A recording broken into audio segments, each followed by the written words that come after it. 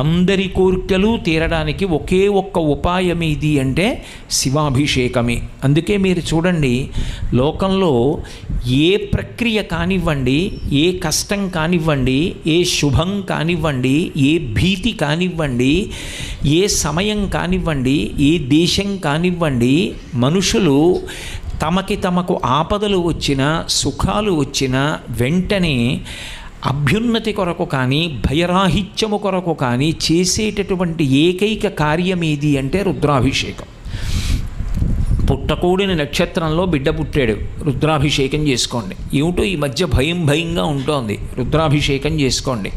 జాతకం ఏలినాటి శనిలో ఉంది, రుద్రాభిషేకం చేసుకోండి. కూతురికి పిల్లవలేదు, రుద్రాభిషేకం చేసుకోండి. భగవంతుడి దయవల్ల నేను హాయిగా ప్రసన్నంగా సంతోషంగా ఉండగలుగుతున్నాను. ఈ స్థితి నిలబడడానికి రుద్రాభిషేకం చేసుకోండి. ఏది ఎలా ఉండనివ్వండి, కర్తవ్యం మాత్రం రుద్రాభిషేకం ఒక్కటే.